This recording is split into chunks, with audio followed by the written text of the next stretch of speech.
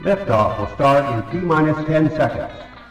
10, 9, 8, 7, 6, 5, 4, 3, 2, 1. We have ignition.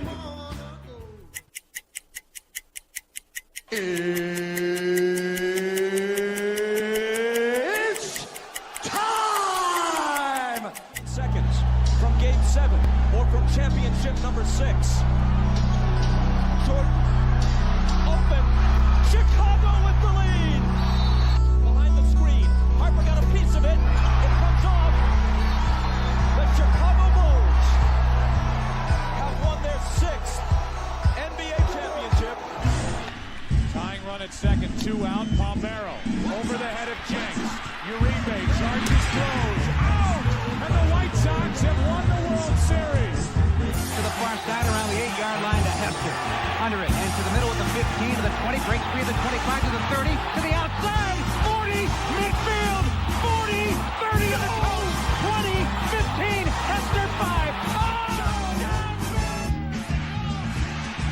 For the 3rd time in 6 seasons, it's one goal team. The Chicago Blackhawks win the Stanley Cup. A little bouncer slowly toward Bryant. He will glove it toward Rizzo. It's in time, and the Chicago Cubs win the World Series.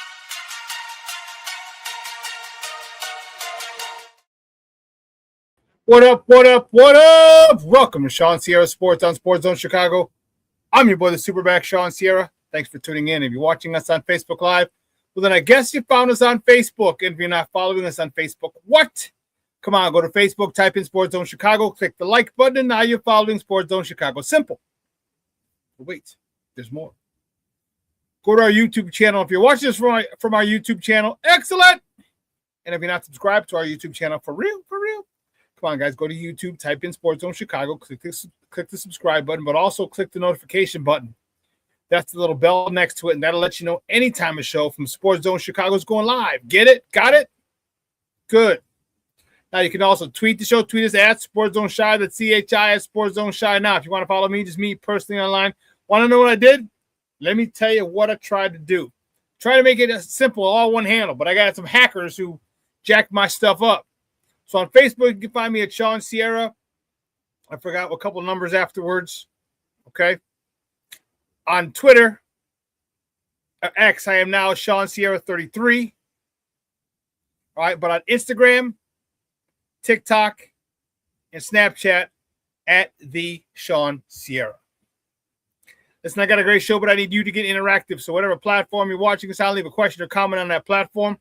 It'll come up here in the thread. We'll put it up on a screen. We'll incorporate it into the show. And that, my peoples, is what makes this the best morning Chicago sports talk show around.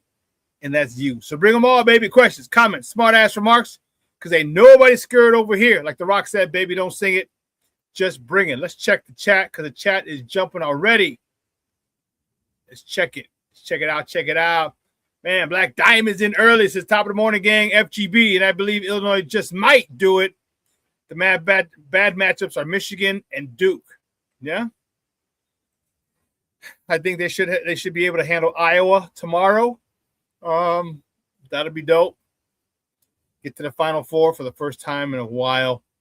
My man Armando Emeterio Lara Jr. My man Junior's in the house. What's up, brother? My man Junior now. Thanks for tuning in, bro. I appreciate it. And Mr. Southside himself.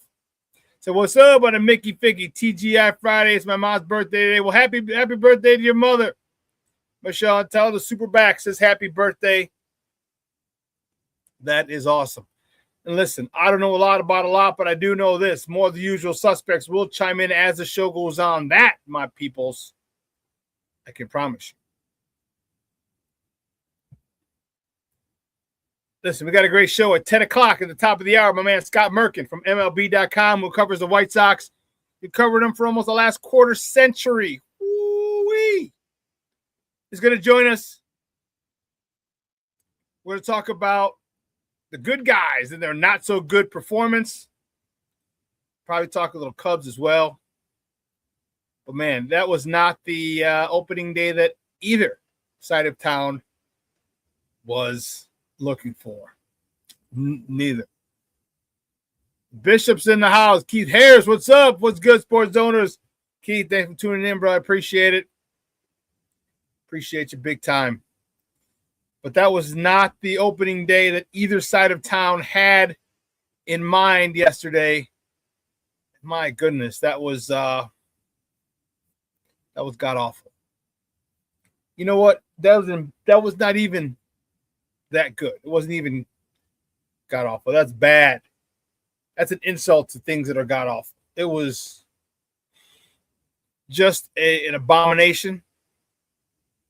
And wow. A few things that I was concerned about with the White Sox reared their ugly head yesterday. They reared their ugly head. And the sky's not falling. Okay? It's not football where one game can mean so much because there's only 17 games on the schedule. There's 161 left, okay, for the season for both sides of town. I think, and I'm praying that I start to see a lot of what happened with the White Sox at the second half of last year and in spring training this year. You know, the one thing that I talked about my White Sox, they're patient. They were. They got Mizorowski out in the fourth. But by that point, it was too little too late. I think the moment was too big for Shane Smith. And that sucks because Shane Smith had I was excited for him. I was excited for him. His story, a Rule 5 guy last year, makes the All-Star team. And this year is the opening day starter. Can't get out of the second inning. All right, the moment was too big for him. I wonder if he was just too hyped up. Okay, that's a very, very good possibility. All right, a couple of walks in there that hurt us big time.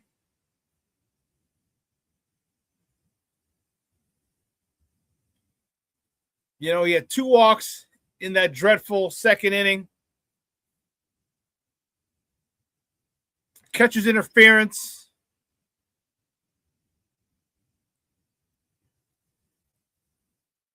A lot went bad. And then I thought, okay, we're good. We're fine. If he gets out, we still got a shot. Oh, man. Bullpen comes in, and they played like crap.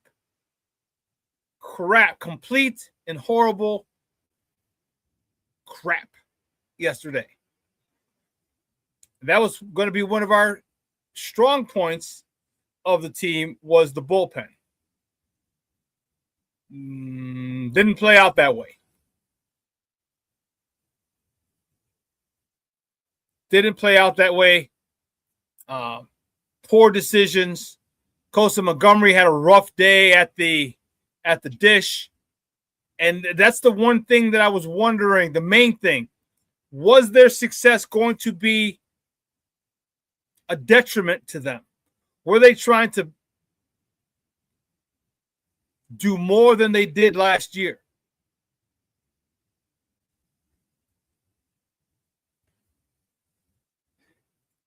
It was one play. It was 4-1.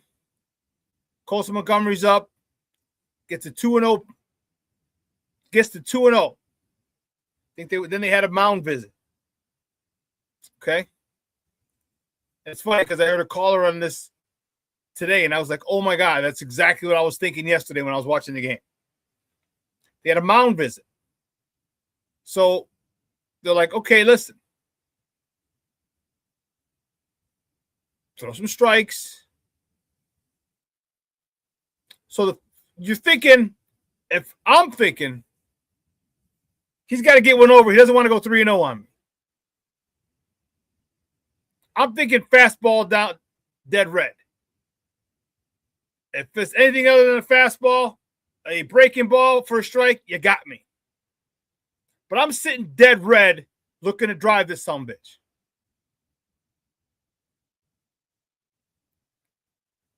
Izarowski comes up on that 2-0 pitch, center cut, just right over the heart of the plate. Strike one. He takes it. So now it's 2 balls, 1 strike. Still has to throw a strike because he doesn't want to go down 3-1, which means you got to throw a strike 3-2 to keep him off the base paths. He comes dead red again. Fastball, strike 2. Well, guess what? Now you're thinking, now Colson Montgomery's thinking in his head, crazy. The pitcher understands he's a youngster. And granted, Mizorowski's a youngster as well. But the pitcher has the advantage, has the momentum. Throws a sweeper, a wipeout pitch. Colson Montgomery swings, not even close. Strikes out. Guys on base. The one thing that I said, remember I said they had good plate discipline, they had a good approach. Remember I said that yesterday on Wednesday? Well, that all went out the window yesterday. But again, this is not Chicken Little. The sky's not falling. It was one bad game. All right. I have faith in Will Venable that he's going to get on these guys. And there are still a couple of good things. Chase Maedroff leads off the game with a homer. The first time in White Sox history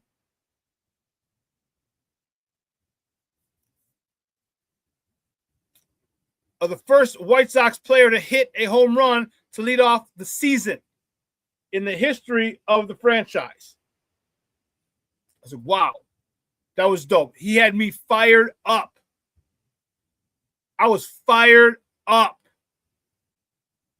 Because you know what I'm thinking?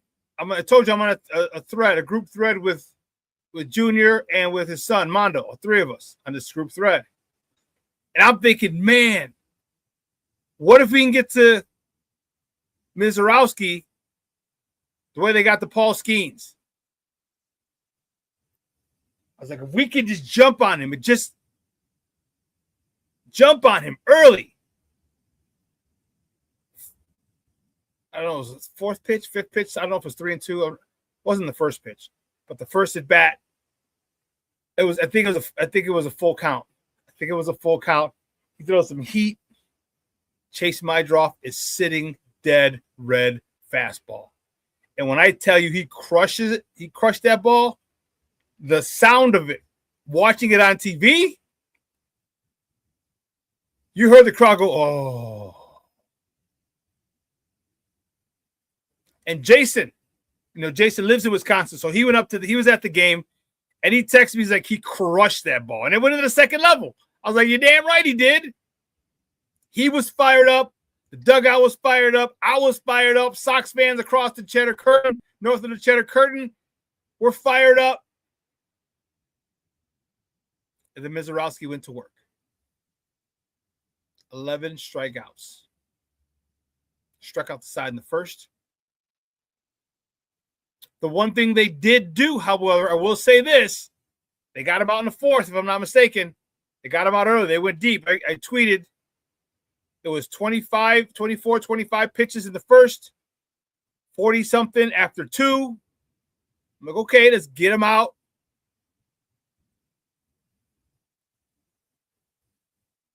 And get to that bullpen. But at that point, it was a done deal. Bishop says, I don't understand how they look good in spring ball, and as soon as the season begins, they come out looking suspect. Because I think the moment was too big for them. Opening day, I think there was a lot of jitters. I think they were trying to do too much. I think they were trying to be better than they were last year as opposed to just being who you are now. Playing today. Don't play for last year. Don't play for later this season. I believe the moment was too big for them, and they just couldn't handle it. And let's not get it twisted. Mizorowski was dealing. But you had him on the ropes. First batter, boom, gone. Comes out and strikes out the side. The next three. Or I think it was two, and then he walked one, and then strike out. But he struck out the side in the first. And man, it was. And after he struck out the side, I'm like, shit, he just regained control. He just regained control. So, as I said, one game was not fun to watch. But I'm not going to say, woe is me. There's 161 left. They're going to get. And here's the thing. I'm glad they got their ass kicked the way that they did because of this. Milwaukee showed you how you should be playing baseball, White Sox. They're up 4-1. They had to run around and they bunted a guy over. When they're up 4-1. Taking advantage of a situation, advancing the runner. You know the old rule. Get him on, get him over, get him in.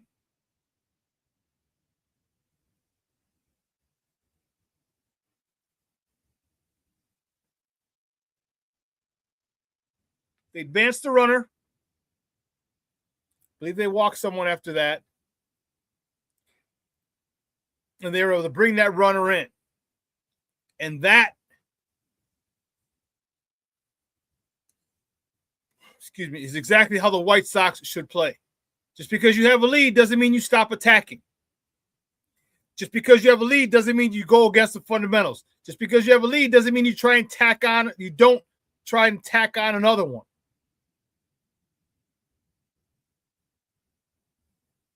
Stolen bases for the Brewers as well. So it was a great example of how the White Sox should play the rest of this season. Because that's who we are. There's a home run or two in there for Milwaukee. We have the power. We had 2 homers. But think of if we were able to drive in some runs yesterday. Get them on, get them over, get them in. The majority of the runs came not via the home run. They took advantage of a young pitcher who was, I just say overwhelmed. He was overwhelmed. That moment was too big for Shane Smith. And it sucks because the story's great. He just couldn't get it done. Bishop says, do you think that pitching will come through this season? Yeah, it'll be fine. If not, holy sheesh, then we are going to flirt with 100 losses. I think it was a one-off, it was an anomaly. Just the whole guys, we can still win the series. We just got to win tomorrow. Take the matinee on Sunday, and we start the season 2-1. But you got one game. The Sox have one game left. They got one game. That's Saturday. After that game, then you got one game. That's Sunday. Every game your next game is the only game you should be thinking about. It's the only game on your schedule. The only game that that's important to you is the next game on the schedule. What did I tell you? That's how they have to approach it. Every game, every inning, every at-bat, every opportunity, every ground ball to you, every base hit that comes to you, and there's a guy going to third, get the ball to the cutoff man so you can gun him down. Taking the extra base when we're at bat and the ball is hit to the right side of the field and you're on first, you go first to third. Every opportunity for that has to be taken advantage of. steals, pitcher doesn't pay attention to you like we didn't pay attention to some of the Brewers yesterday. Stolen base. Stolen base. Make them pay. The Brewers did exactly what the White Sox need to do the rest of the season, which is, again, why I'm happy they got beat the way that they did. Because if you watch them, that is what the White Sox need to look like.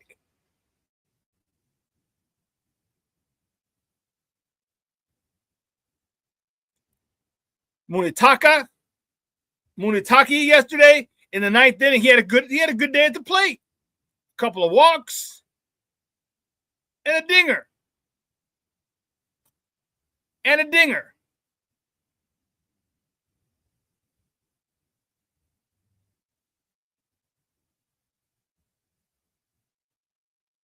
Wow. All right, we got Scott. We got 10 minutes with Scott at 10. Some other stuff came up. So it was frustrating. And the Cubs, I don't know what the hell happened. I don't even know what the hell happened. I'm not going to lie. I didn't watch the game because the Cubs, my White Sox were playing, so cuck the Fubs. I checked my social media to see people were partying up at Output and in and around, up and down Wrigleyville. And we were on that group thread, me, Junior, and Mondo, his son. And he's like, we're getting rocked. It's like, what? I couldn't believe it. Couldn't believe it. Again, it's one game, Cub fans. It's one game. You have 161 games left.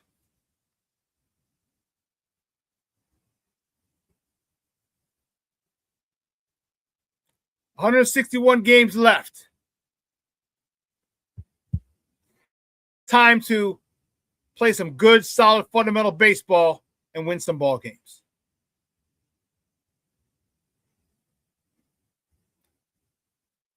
All right, here's what we're going to do. We're going to take a quick break. On the other side of the break, we're going to get into the top of the morning topics. We got a lot to talk about. We got a lot of top of the morning topics to get to. Because at 10 o'clock, we got Scott Merkin, and he just texted me. He's only got 10 minutes. There's a lot of other Zooms that are coming through that request for him to speak today. So I'm very fortunate that we're able to get Scott Merkin to talk with us. So keep it locked right here. ShawnSierraSports on Sports Zone Chicago.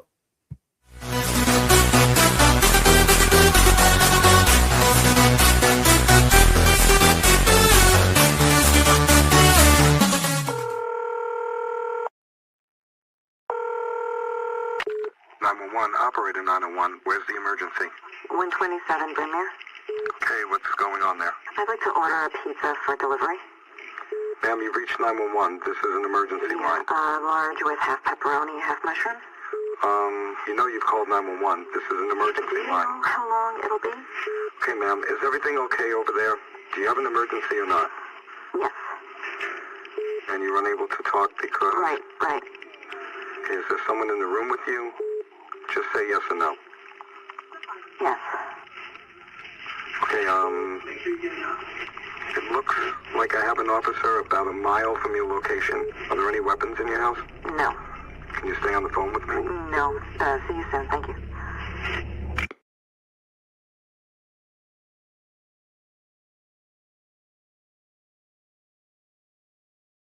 Every day, we take steps to keep the people we love safe. But some health risks are easy to miss. Ticks hiding in the yard can spread germs, like the ones that cause Lyme disease. Mice searching for food can spread bacteria that makes us sick. Mosquitoes lay eggs in standing water and can spread West Nile virus and more. Cockroaches are drawn to water in the home, leaving behind allergens that can trigger asthma attacks. Common pests can threaten our health. Learn how to protect your family at pestworld.org. When I'm flying, I put my helmet on, my visor down, my mask up. You don't know who I am. Whether I'm African American, Asian American, Hispanic, white, male or female. You just know I'm an American airman kicking your butt.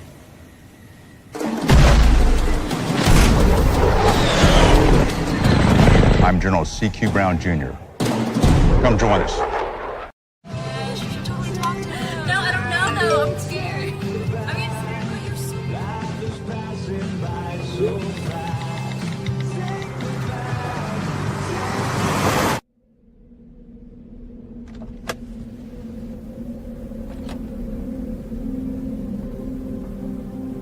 Do you know that you're in my lane?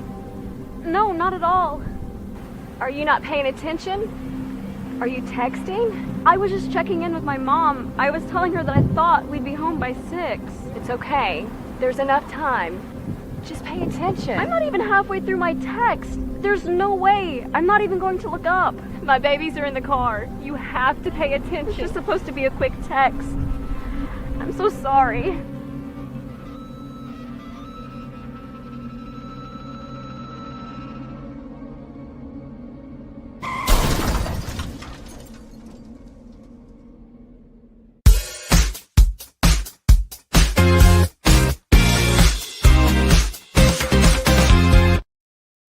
First batter of the game here on opening day goes 3-2. This one is drilled to left field. Bowers looking up. Let's go! Them, and that's what he did. Well, look at this fastball. I mean, you can go out there and do what you know you can do and be good at it. And he's doing just that right now. First strikeout of the ball game for Shane Smith as we take a look at the timeline this inning for Shane Smith. Right down Broadway, strike 3. I mean, really root hard for him. Now, he is a terrific guy, and after we leave town, we hope he has a big year. Especially when you play the Northsiders. Well, that's 2 strikes to count. Runner goes. Throw down by Caro, and plenty of time to get to Rain. Munetaka Murakami leads things off here for the White Sox. Deep drive into right field. Back it goes. Look at the power from Mooney. Once Look again. at it, yeah. That's a fastball right down the middle. Welcome back to ShawnSierraSports on Sports Zone Chicago. Those comes courtesy of the Chicago Sports Network.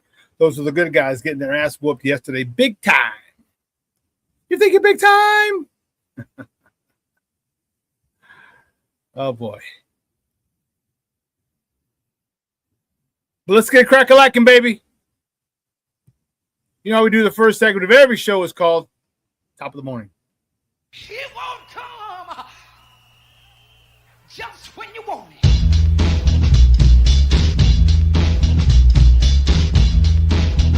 Top of the morning to you. Top of the morning to you.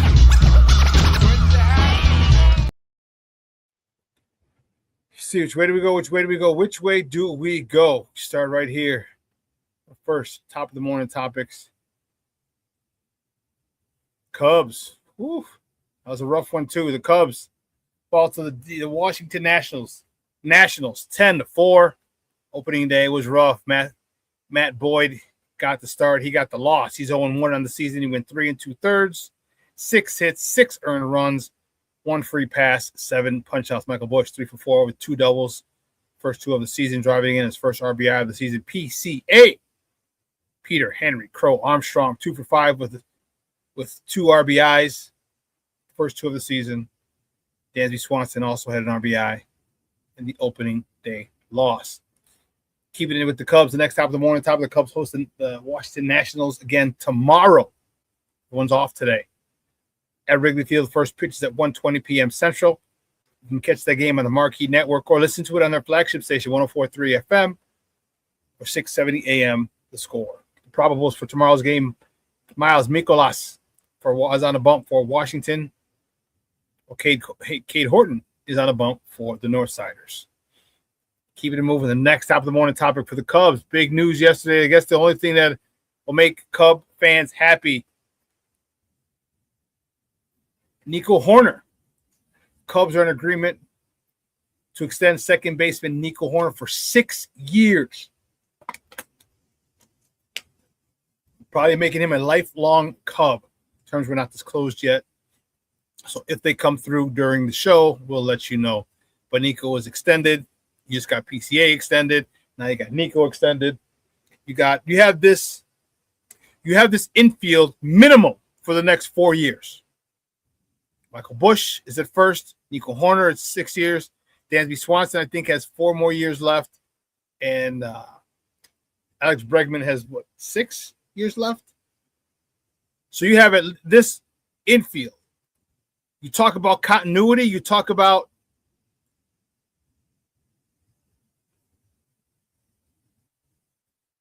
chemistry.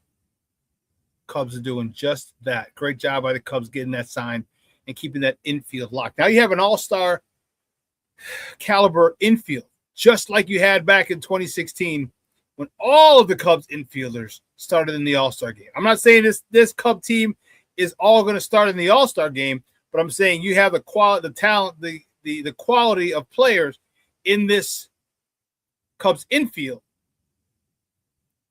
Okay. They could make the all-star team, but this group is going to be together for the next 4 years at least. All right. Let's keep it moving. The next top of the morning topic, the good guys from the South Side. Yeah, that was a rough one. White Sox lost to the Milwaukee Brewers 14-2. We had a safety, 2 touchdowns. We lost by 2 touchdowns we gave up to the Brewers. Yeah, we scored a safety. Shane Smith started. He got the loss. He's 0-1. He went 1 2/3, 3 hits, 4 runs, 3 earned, 2 walks, 2 punch-outs. Chase Mydroff, as you saw, he was 1 for 2 with a homer, his first of the season, driving in his first ribby of the season. And Murakami, the money man, he was 1 for 2, 2 walks, a homer, his first of the season, driving in his first ribby of the campaign. There goes the Warden. Next top of the morning topic, the White Sox are back in Milwaukee tomorrow. Woo-wee! Tomorrow, the White Sox are back in Milwaukee tomorrow night. First pitch is at 6:30 p.m. Central. You can catch that game on Chicago Sports Network or listen to it on their flagship station, ESPN 1000. That's 1000 a.m. The probables for tomorrow's game for the good guys on the South Side, Sean Burke is on the bump for them, going up against Chad Patrick for the Brew Crew.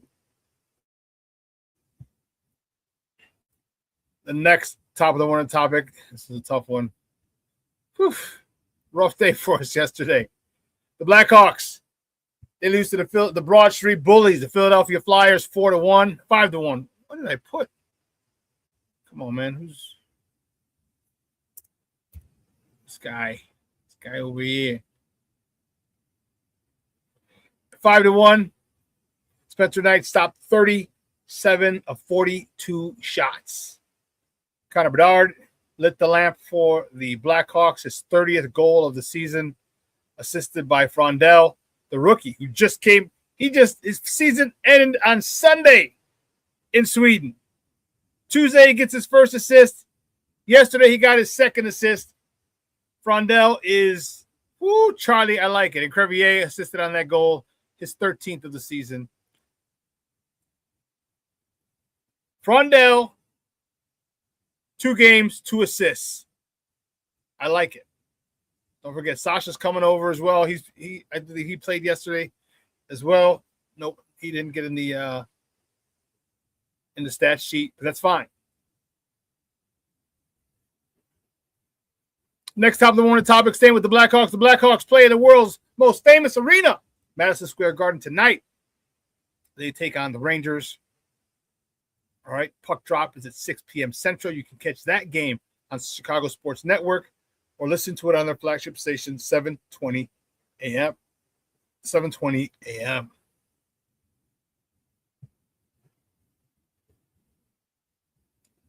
Keeping it moving. The next top of the morning. Here come the Bulls. Man, on Wednesday, the Bulls fell to the Philadelphia 76ers 157-137. Yes, that is not a typo. That is not a typo. 157-137. Josh Giddey doing Josh Giddey things. 23 points, 9 rebounds, 12. Someone help this guy over here. Help this guy. What are we doing? What are we doing? Here we go. Josh Giddey doing Josh Giddey things. 23 points, 9 rebounds, 12 assists. Matas Buzelis, 18 points, 8 rebounds. Colin Sexton, 16 points in the loss. The Bulls are at OKC tonight, and that is the next top of the morning topic. The Bulls are at OKC tonight. Tip-off is at 7 p.m. Central. You can catch that game on Chicago Sportsnet Plus or listen to it on their flagship station, 104.3 FM or 670 AM, The Score.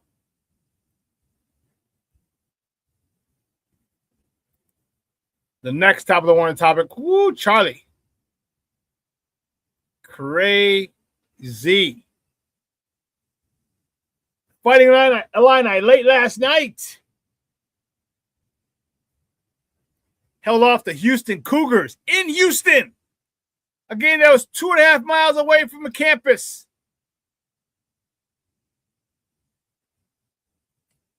Illini beats the Cougars 65-55 to advance to the Elite Eight tomorrow, where they will play a familiar foe, Iowa.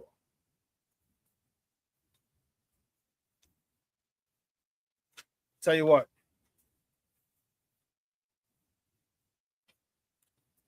I'm impressed with Illinois. I did not think they had a chance against Houston. Watching Houston, the way they play, they're more aggressive. They play with an edge, with an attitude. And you can see the way they're jumping out of the ball, jumping out of the gym. I was like, oh, my goodness. Early on, I'm like, there's no way. And sure enough, Illinois was rock solid. They used their size. All right, they used their size.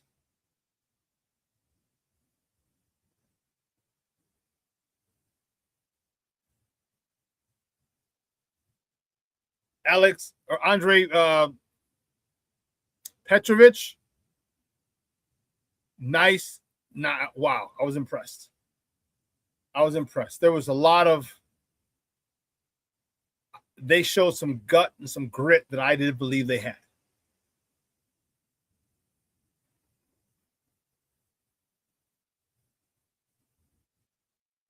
I want to say what's up to Shorty. Shorty checking in. What's up, Papa? How are you? Thank you for tuning in.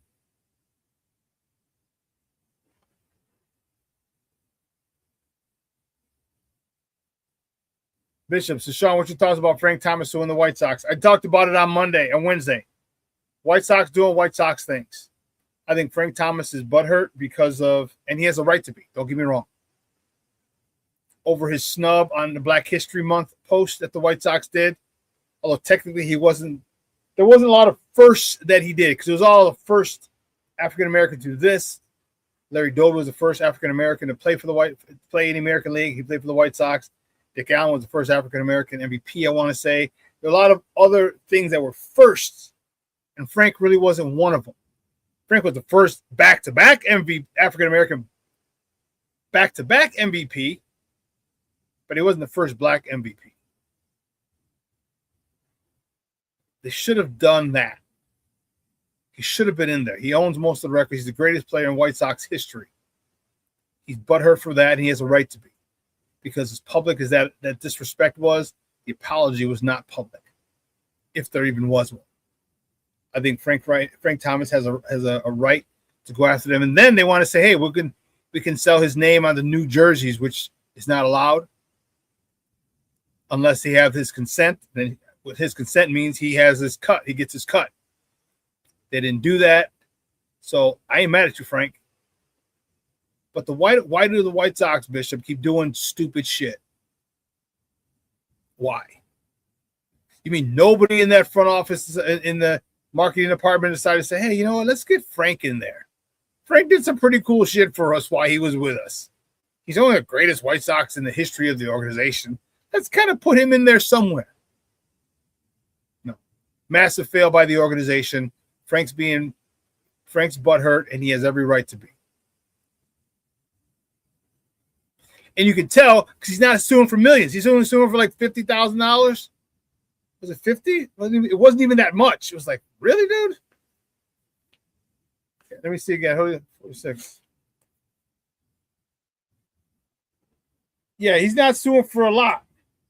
Thomas, a two-time All-American League MVP, is seeking more than $50,000 plus legal fees and punitive damage. If it was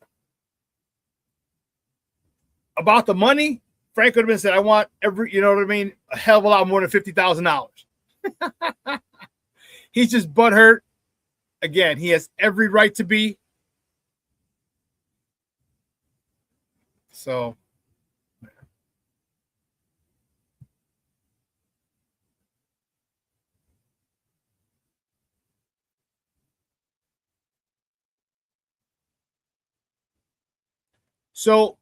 one more top of the morning topic. Caleb Williams has filed to trademark the term Iceman and met with pushback from an Iceman that people of a certain age will know, the Iceman, George Gervin. I believe he filed it a couple of days after Caleb. And it's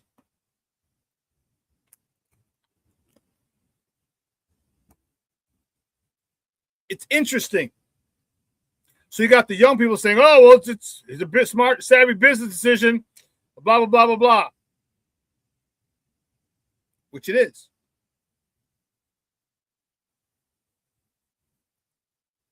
And people will say, well, listen, George, you had your time. Don't stop other people from using it. Which holds no water, because what Caleb is doing is stopping other people from using it. If Caleb gets the patent on it, trademark, not a patent, a trademark, then he's the only person who can use it unless he gives his permission. So what people are complaining about George Gervin saying, hey, let other generations use it because there could be other Icemen around. Well, Caleb is doing the same thing. Now, I don't know if It's a sticky situation. See, people back then, like George Gervin's an older generation. He's older than, he's a generation above me. He might be a baby boomer. Okay, and so that they're not so quick and savvy. Like today's thing, you see Caleb Williams right away wanted to trademark it. A lot of today's people are quick like that.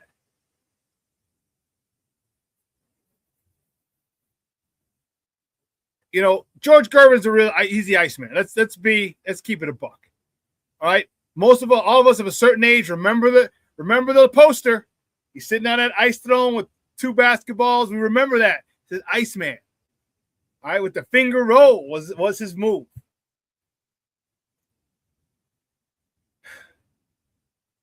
This is tough. Because George Gervin is known as the Iceman. But then again, here's the issue. Do they even have a chance? Does Caleb even have a chance? Because Marvel Comics has the Iceman and the Fantastic. The Silver Surfer. The DC Comics or Marvel Comics? Shit, I can't remember now.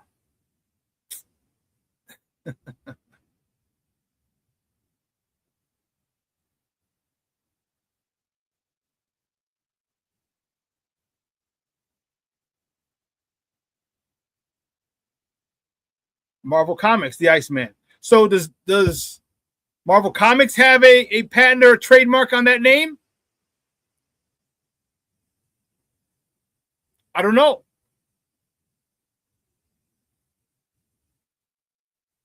Oh man, Rick Gonzalez is in the house. What's up, my boss? Says if Gervin filed that after Caleb, that's some lame shit. FGB.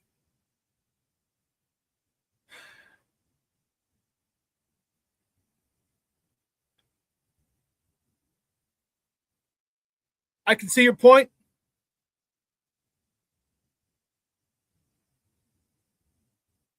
I see his point. He's always been known as Iceman way before Caleb.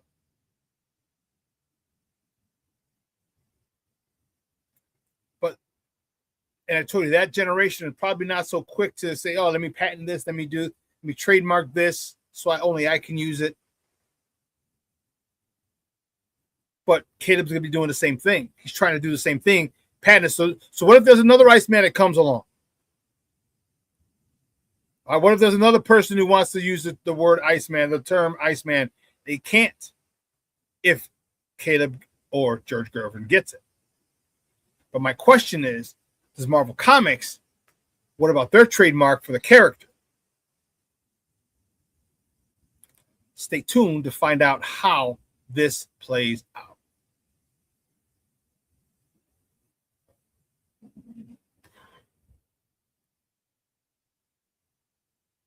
Right. Shorty says, I'm surprised Paramount isn't pushing back because of the Iceman from Top Gun.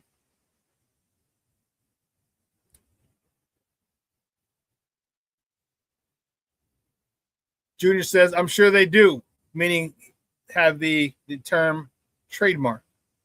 Marvel is a big corporation, now part of Disney. So this could all be in vain because if Disney has it, the name Iceman trademarked, neither of them are going to get it. So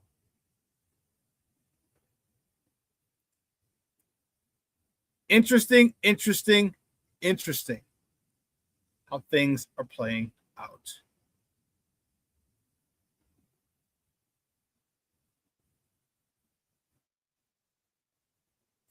I'll tell you what, though. Watching that Illinois game yesterday, I have a much greater respect for them. I did not give them the respect that they deserved. I did not think they had a chance. I thought Houston was just some dogs. Man, there were some athletic jokers on that team, man. Holy cow.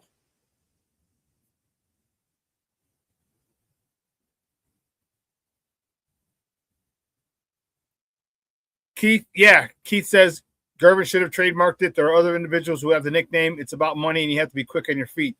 But no one's ever come up with that name. And again, that's the generation who doesn't think that quickly about those things. No one had ever come up with the Iceman again until Top Gun or even Marvel. But even so, it's George Gervin was every time you said Iceman, you knew it was George Gervin. So he was like, oh, I don't really need to do that again. Just lack of business sense back then for that generation. Okay, for that generation, just not forward thinking like this younger generation is. Now we know, especially in this space, we know, but the other older people, generation older than us, aren't that quick.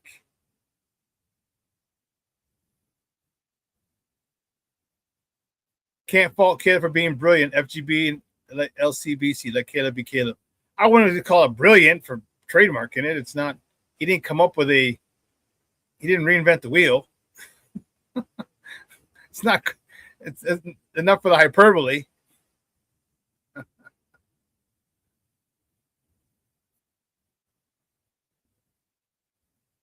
Oh, snap. King Book of Worlds. So salute everyone. Bad news. I have a really bad case of sciatica. Oh, shit, dude. I was in the hospital yesterday. I'm home, but in so much pain in bed. Still FGB with my bad nerve.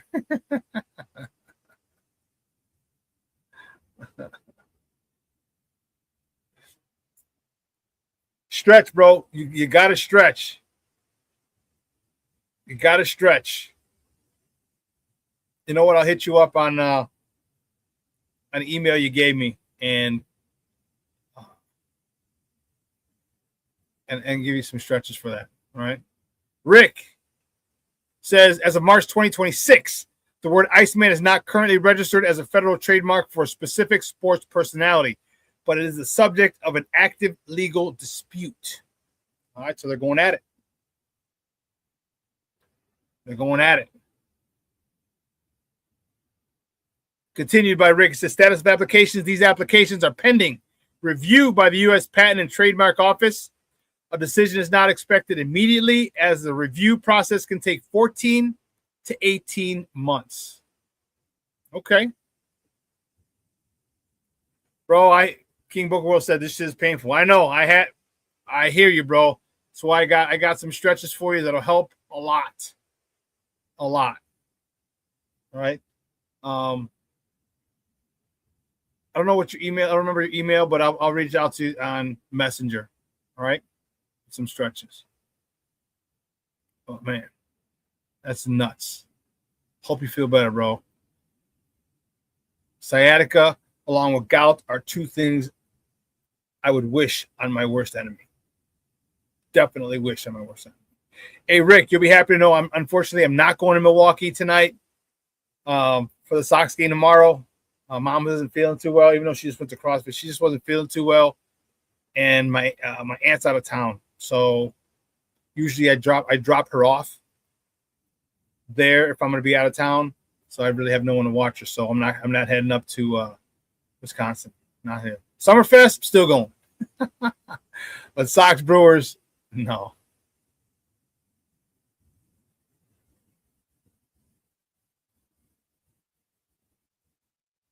Keith says, it's a different sport, so I don't think he should be upset. If it would make him happy, Caleb could simply be ice. However, at the moment, it has a negative connotation. Yeah, ice definitely has. You don't want to be anything called ice. Just ice.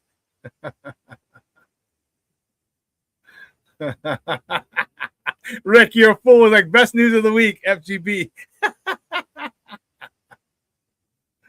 You're a fool. That's hilarious. You can. I hear you, bro. You can barely stand up. That is a son of a gun. I'm telling you, stretches I got will be good. All right, they'll be good. But listen, here's what I got to do. I got to take a quick break. On the other side of the break, we're going to welcome Scott Merkin from MLB.com, who covers the White Sox. Been doing so for the last 24 years. We're going to talk about the atrocity yesterday. He's only going to be with us for a short time. He's only got 10 minutes. All right, he's got a couple other interviews that he said popped up yesterday. So I'll be grateful for his time and make sure we are on time. All right. So do me a favor, folks. Keep it locked right here. Shawn Sierra Sports on Sports Zone Chicago. Hey, it's your boy, the SuperBack, Shawn Sierra, and be sure to follow Sports Zone Chicago on all social media platforms, on Facebook, Instagram, and our Roku channel. You can find us at Sports Zone Chicago, and on Twitter, we are at Sports Zone Shy. Also, be sure to download our mobile app so you can take Sports Zone Chicago with you on the go.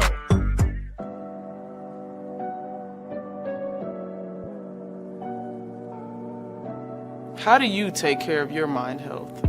For my mental health, I meditate in the mornings. I have my dogs. They're the best. I just find ways that help me just relax. Finding things that make me happy, like being close to my family. I meditate a lot and read books.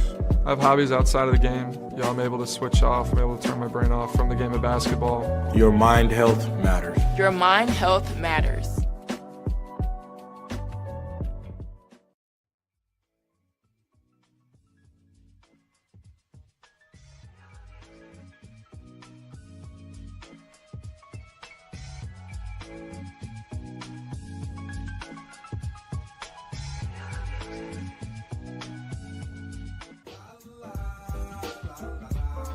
It's a romance sport. What? It's a romance sport like that. Your Marine Corps' way of life is to defend the American way of life.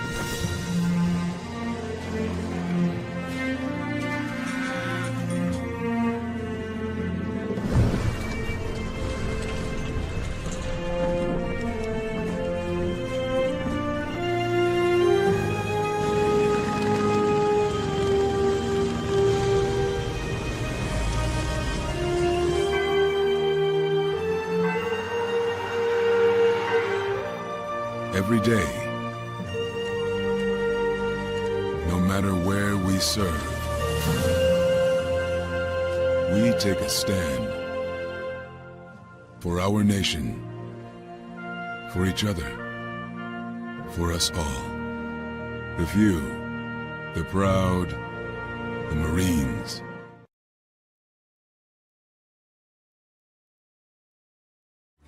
Everybody in a work zone is someone's somebody. This is my mom. She works for KDOT. This is my dad. This is my mom. This is my daddy.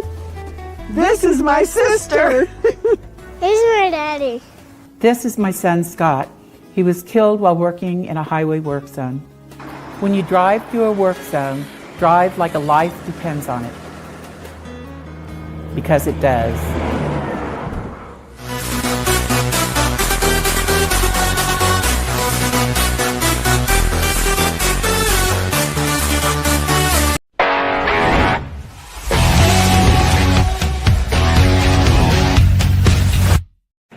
first batter of the game here on opening day. Goes 3-2. This one is drilled to left field. Bowers looking up. Let's go! Them, and that's what he did. Well, look at this fastball. I mean, you can go out there and do what you know you can do and be good at it. And he's doing just that right now. First strikeout of the ball game for Shane Smith as we take a look at the timeline this inning for Shane Smith. Right down Broadway, strike 3. I mean, really root hard for him. Now, he is a terrific guy, and after we leave town, we hope he has a big year. Especially when you play the Northsiders. Well, that's 2 strikes to count. Runner goes. Throw down by Caro, and plenty of time to get to Rain. Munetaka Murakami leads things off here for the White Sox. Deep drive into right field. Back it goes. Look at the power from Mooney. Watch it again. At it, yeah. That's a fastball right down the middle. Welcome back to Shawn Sierra Sports on Sports Zone Chicago. Those clips courtesy of Chicago Sports Network. Those were the good of the Cheddar Curtain yesterday. Not playing so well. But it's 1 of 162. We have 161 games left. Let's get rid of that football mentality. We're only 17 games, and they make so much of a big deal. But I just didn't like the way that they played, and it hurt. I was annoyed, very, very annoyed. Let's talk to our guest today. I'm excited to have him. He is the beat writer for the White Sox, working for MLB.com. He's been doing so for, damn near a quarter century. He's been rocking with us for years. And he's up north of the Cheddar Curtain as well. Let's welcome back our guy, Scott Merkin. Scott, good morning, buddy. How are you? Shawn, how you doing? Oh, after that performance yesterday, Lord have mercy. That was crazy. Started off awesome. I couldn't tell you. I was so fired up when my drop hit that homer. I was talking because who got jacked up first? Skeens. Paul Skeens got jacked up big time. And I was thinking, what if the White Sox can do that to the Miz? What if they could do that and then Chase My Drop does that? I'm like, holy cow. And then we all saw what happened. He struck out the side in the first. Talk to me about what do you think happened yesterday? Was the moment too big for Shane Smith? Why did the White Sox revert back to things that they weren't doing in spring training, like going deep in counts, making pitchers work? What happened yesterday after the Chase My Drop homer? Yeah, I think a bunch of things. And, first of all, I would point out we happened to be watching a little bit of that Pirates-Mets game, and O'Neal Cruz did not help Skeens in that inning. Now, Skeens did give up a lot of base runners, which is unheard of for Skeens, obviously, in the 2 years he's been in the majors. But, there were 2 balls that he should have and could have caught that would have made it, I think, 2-2 at the end of that inning. And then Skeens probably settles down and locks in. You'd think. But, that happens. I'm sure Skeens, I didn't see his post-game comments, but I'm sure he'd be the first one to say, I got to pitch around it then, right? I got to make the pitches and get out of it. So, I just think it was a bad day. It was a really bad day. It was a good start. I agree with you. I think there's a lot of Sox fans I saw on social media. I saw from my friends who are Sox fans who text me how excited they were with Chase My Drop going deep. And he went, 417 feet on that one to start the season. It's first time in the history of the franchise they had an opening home run. And I think it kind of, they're hoping, okay, let's set the tone. This is going to be a better year. No one's saying it's going to be a World Series year, but it's going to be a better year. And you get that. And of course you're going crazy. And John, I thought, had a real good call on that there, expressing kind of enthusiasm. And then there really wasn't, Shane Smith pitched out of a little bit of trouble in the first. From that point on, it really until the 9th when Murakami hit that pitch from Woodford, 400 feet to right.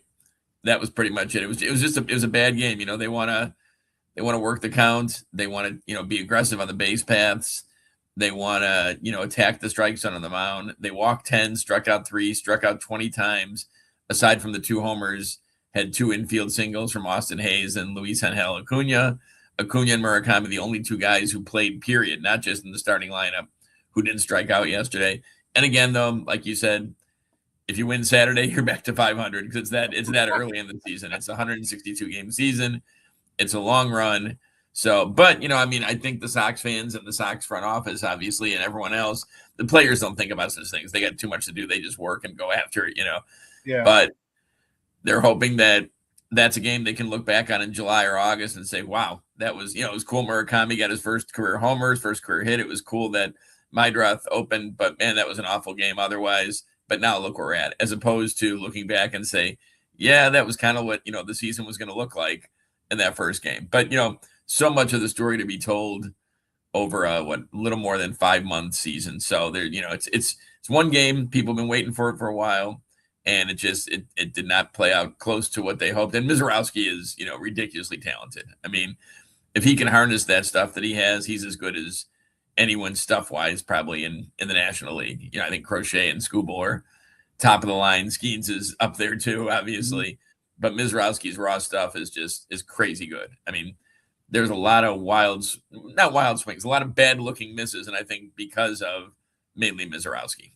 Yeah, he's a special talent. And, one of the things that I really want, I said the White Sox were going to hover around 500. I said because of the way they played last year, because of spring training, they revel in the fundamentals. They don't hurt themselves. They hit the cutoff man. They don't give extra outs to opposing teams. Small things. And a buddy of mine one fellow coaching mate of mine once said, if you take care of the little things, there are no big things. And the White Sox were doing that a lot the second half last year. They were doing all spring training this year and then yesterday. How do you think this season plays out? Again, there's only one game. I know I was mad. I was cursing like a son of a gun yesterday at the TV. But again, it's only one game. How do you see this team? Do you think how do you see this team progressing by the end of the season? Because a lot of these guys are back. The core are back, even though they're young. The core is back, and then they added, the money man who had his first hit, as you said, first hit and a home run into that lineup. Yeah, they definitely have talent. There's no question about that. But I also think they're going to have to win on every edge, every small factor. I was just writing this for my newsletter tomorrow, actually, about, stealing bases, hit and run, making the right defensive plays. They're going to use the roster to the fullest. Yeah. I think the roster on today, March 27th, is going to look different by May 1st, let alone July 1st. It's going to be a fluid situation. They're going to take advantage of every little angle they can. But that's not to say they don't have talent. They have an abundance of talent. But in the case of young guys like Colson and Shane Smith and Chase Meidroth and who am I missing there? Edgar Caro and Kyle Teo when he gets healthy. And I'm sure I'm forgetting Grant Taylor, Jordan Leisure.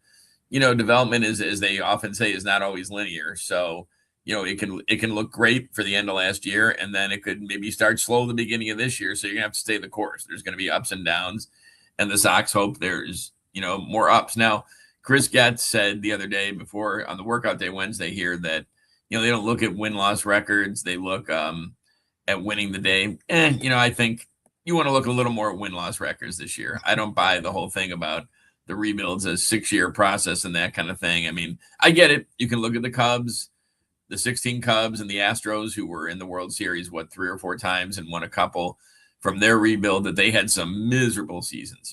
There were a couple 110 back-to-back lost seasons for Houston before they got really good and became a perennial contender. But I think you need to see a step forward for the Sox. I don't think it will work this year if they go 58 and 104, and I'm not basing that at all on yesterday's game. I'm just saying overall as a guess. If you go that and say, well, but we made progress. Well, I think you need to see a little more progress too. But I think, in talking to players, they want that. The players don't like to lose. They understand a rebuild.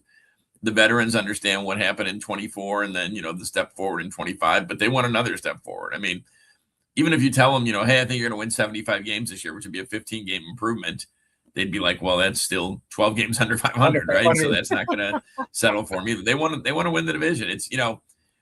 It's been labeled as not a great division, the AL Central, but the Tigers are going to be a really good team. I think Kansas City is going to be a really solid team, and Cleveland every year, including myself, gets counted out, and they're always in there somehow. They don't spend a lot of money, and they're always competitive. So it's better than people think, I think, but there's certainly games to be won there. So I just think, it's going to be something where they're going to have to, they're focusing a lot on the process right now, but eventually all that's going to matter is wins and losses. It's a pass fail game. It's kind of like if you apply to a school and you don't get in and they say, man, we loved your application, great process, you're like, well, that's great, I'm glad I did well, I'm not going to the school though, right? So I mean, you got to win games eventually, and maybe this is the last precursor of going through up and down times to get to that level for the White Sox. Hey guys, we're joined by Scott Merkin, White Sox beat writer for MLB.com. We're talking White Sox baseball here on Shawn Sierra Sports on Sports Zone Chicago. Yeah, I think they're going to get back to that meeting. I think they're going to get back to the fundamentals because I think Will Venable is that guy. Do you think I think Will Venable is that guy to take him from A to B? Do you think Will Venable is the manager to take him from B to C, to take him deep into a perennial playoff run every year? You think he's that dude, or is he just the developmental dude to get them to play hard, and then maybe a couple years down the road, somebody else? No, I think he's an excellent manager. I think he's a very honest manager. You know, there'll be times where he'll get into his managerial speak a little bit, like near the end of the spring training, where we're asking him about roster spots, and there'd be 2 days left, and he'd be like, well, you know, we got a lot of work to do the last 2 days. We're like, well, okay, how much? You've done 5.5 weeks of work already. You're probably pretty worked out. You probably have an idea what's going on, but I get it. You know, you can't reveal everything before the time has come. I think I know the players have a high respect for him. Chris Getz is found kind of a co-pilot. So assuming, you know, Chris Getz is the guy in charge, I see no reason why he wouldn't, with, you know, the great front office with Josh Barfield and Jin Wong and Carlos Rodriguez and Paul Yanish, who we're talking to today. I think Will is the guy. Will knows baseball. Will understands what they need to do. He's very good behind the scenes with the players too. He's not kind of an in-your-face sort of guy, but he stays in contact with them. And I think he feels more comfortable in his second year as anyone would on the second year on a tough job like that. So yeah, I think he's the guy now, and he's the guy in the future too. I like him too. I think he's a dude, and for the reason you said, his not in your face, but his direct approach. And as athletes, that's what you want. All right, don't bullshit me. Just tell me what it is. If I'm good enough, I'm not good enough. Just tell me how it is, and I'll deal with it. And I think that's why he gets the respect of the players, and they play so hard for him. Last question before we let you go. I know you got a busy day and day off today, but I know you got a busy day. This pitching staff, rotation and bullpen, is it good enough do you think it's good enough to hold up for the Sox to have a chance to get to 500? Because I'm stuck on that 500, Scott. What they showed at the end of last year and spring training got me excited, and I think that on the field they can get to 500. Is this pitching staff, the whole staff, is it good enough for us to maybe to get to around 500, hover around it? Well, 500 would be amazing. 500 would be what, a 20-game improvement over last year. So that'd be quite a jump. That would be what a 2-year jump that would be. That would really fuel Chris Getz's and, you know, the front office's plan and the team's plan that, holy cow, they're pretty close. You know, that this is not far off from being successful. You know, sorry about that.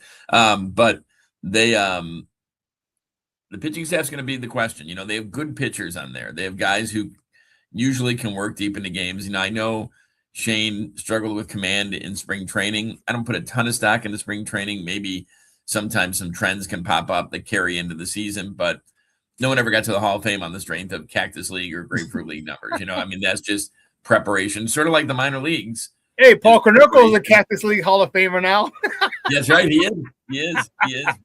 Well deserved too. Good man and Cactus League legend. Once saw him get ejected from a Cactus League game in Tucson, as a matter of fact, which was hilarious because he was done working for the day anyways. You know, veterans will often early on play like 5 innings, get the 2 at bats and go. And I think it was something like he just questioned a call like that. You were a little low in the zone, and the ump said, "Get out of here. You'll be there," and he threw him out. And Go back home, buddy. Anyway, so and Konerko's like the most even keel guy, very dry sense of humor, good, smart dude. But anyways, they don't have like a pure stuff guy. There is no Mizorowski on the White Sox, right? Maybe Grant Taylor is the closest thing to Mizorowski on the White Sox, and he's going to be working in kind of that amalgamated starter, reliever, opener, you know, closer role. They're going to be using him like sort of like Mike Vassell did last year, I think. But there's a lot of good pitchers, but there's no one who will, you know, you can put down and say, well, this guy is going to be a swing and miss guy for all games. So it's going to be interesting. And, you know, they're looking at the pitchers that are in the minors too, who did make a little bit of a name for themselves in spring training. You know, a guy like Tanner McDougal, a guy like Noah Schultz, a guy like Hagen Smith. So they're hopefully not far off. I think, you know, in the original plan, Chris Getz had McDougal, Smith and Schultz as part of the rotation this year. injuries and some ineffectiveness. Like I said, development is never linear. Kind of set him back a little bit, but not much. I mean, there's still plenty of time. So I think the bullpen's improved, although again, had a very rough day yesterday. But again, it's one game. That's life in the big city. I don't think if they would have won 14-2 that people would have been mapping out parade. Maybe they would have. Who knows? But you know how stupid we are. You know how stupid we are, Scott. And we've been talking a whole bunch of shit to Cub fans. They got double-digited yesterday, too. So. And there's like a little example, the Cubs didn't pitch very well during spring training and then go out and get hit hard yesterday. So whether it's cause and effect in even the slightest, you start to think a little bit, is it cause and effect? Like Shane Smith hit 5 and walked 10 during his work in spring training. Now, granted, pitchers are just working on things and don't care at all about the freaking numbers, but you don't want to see that trend continue. But I would just say, I think the staff is good enough, but it's going to need to be, some additions along the way. It's going to have some additions, not so much need, have some additions. And I think, the biggest thing to take away yesterday is that it's behind them. They can focus on the rest of the season, the pomp and circumstance. They're playing a very good team. They open with 3 really, right out of the gate. It's Brewers at Florida, and they come home for the Blue Jays. Probably get Dylan Cease in that series. But, I mean, the one thing yesterday you can see in just the first game is why Murakami was just such a huge addition for the White Sox. Even that small sample size, 2 walks, long home run, granted in a 14-1 game against a guy who's, pitching in a 14-1 game, but has done so much. He opened up the Pacific Rim for the White Sox. He's the biggest addition they've had, even with Iguchi and Takatsu contributing to the 05 World Series. I mean, I just think it's, whether he's here 2 years or many more than 2 years, it's a huge addition for the White Sox and should be a presence on the field as well. I'm looking forward to him, and I'm looking forward to those pitches like Noah Schultz and things like that, because I just think that one of those guys is going to come up and it's going to click. It's going to click for them, and they're going to have success. So looking forward to it. I'm really excited. I'm going to a few games this year. Last couple of years, I was mad. I'm like, I'm not giving any of my money. But this year, I'm definitely going to give them some of my money. Scott, great stuff as always, man. I really appreciate it. Do me a big favor, though, before you go, let everyone know where they can find you and your work online. Of course, at MLB.com, WhiteSox.com, and at Scott Merkin on Twitter. Awesome, buddy. Thanks, man. Bring us a win home Shawn, tomorrow. Good talking to you. Thank Go you. Blue. Right. Yes, that's right. You got my guy, Morez Johnson. That's right. Let's hope they're going to need him tonight. They're going to remember he went to St. Rita his first couple of years before he transferred back to the Burbs. So you got a big game. Yeah, he's been a great fit. Cool. All right, thanks, Shawn. guys. Good talking to you. Thanks, guys. That's Scott Merkin from MLB.com, White Sox beat writer for the last 20-something years. Grateful, man. He's a busy man. He always makes time for me whenever I reach out, unless he's super busy. But if he can make time, he does, and I truly, truly appreciate that from one of the vets, one of the most well-respected people in Major League Baseball, one of the OGs. Man, you cover a team for 24 years, you're an OG. You're an OG, and he's out, connected from his hotel room, and up in Milwaukee. So I greatly appreciate Scott coming on. Cubs, man, that was a rough one yesterday. That was a rough one. Again, it's still. See, yesterday would have been perfect for the Sox to win because, like I said, I would have been talking so much shit. It wouldn't even have been funny. You Cub fans would have hated me today. All right, World Series. Junior, what'd you write? 2026 World Series champion White Sox. I would have been talking all of that today. All of that today I would have been talking, right? But unfortunately, my good guys couldn't get it done. Mizorowski he was on one yesterday. He was on one.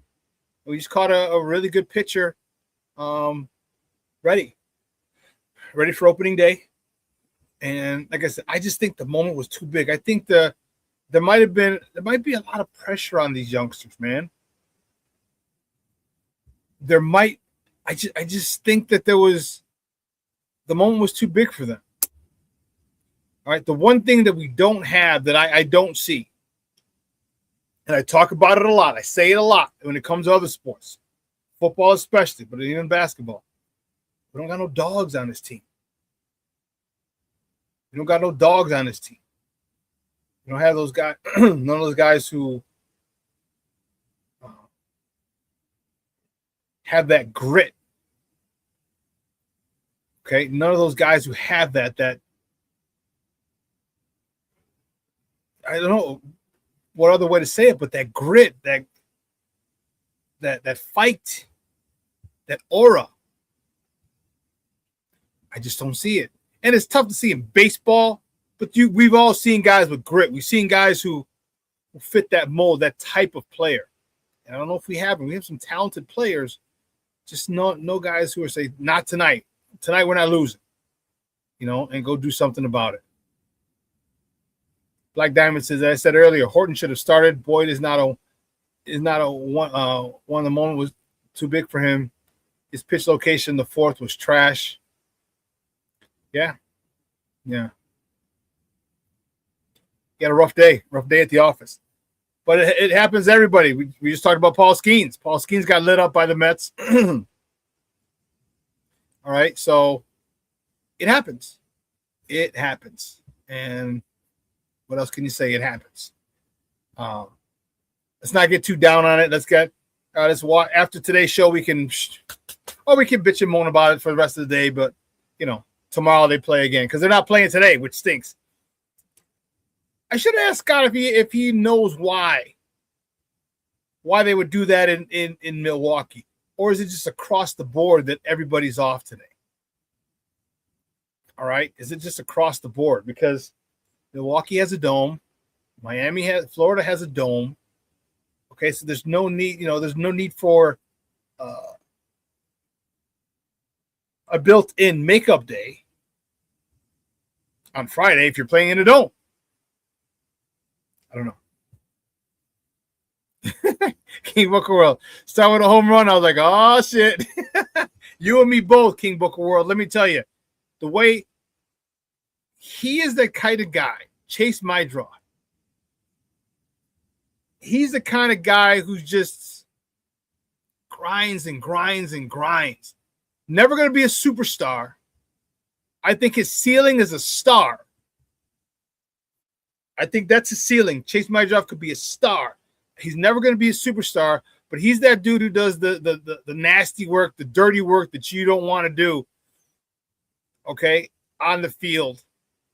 Or I think he's just a blue collar type of player, in my opinion, and has no disrespect by any stretch. Okay, I think he's one of those guys who has to work hard. He works hard, has to study hard. Okay, other guys are a lot more talented and don't need to work as hard as him. But if they do, they're probably going to be great players. But I like Chase Maidroff. I do. I think he's going to be he's going to be an above average second baseman. Okay, an above average second baseman. So now we're going to have a nice middle infield. Okay, so yeah, I was fired up on that home run. He was fired up on that home run. Wow. Like I said, I was chatting with Junior and Mondo, and I'm like, and I was like, man, what if we light up the Miz the way Paul Skeens got lit up against the Mets? And wow, fortunately, yeah, it happens. But the Cubs, you got a chance, man. You got punched in the mouth. How do you respond? All right, you have. And, Cade Horton's on a bump tomorrow. But here's the thing. You don't have to – I don't think you have to come out and say we got to win. Let me take that back. I don't think you, as the Cubs right now, need to put a lot of pressure. Get back to what you do best. Okay? You have a team that can win in a multitude of ways. All right, you got a guy like PCA. You got a guy like Nico Horner. We can get him over, get him in. PCA can also go yard. Okay, Swanson can go yard. Bregman can go yard. Happ can go yard. He can go gap to gap.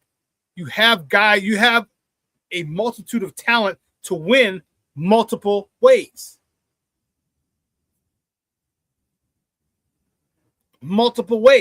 So Just get back to what do I always tell you? Get back to the fundamentals and you'll be fine.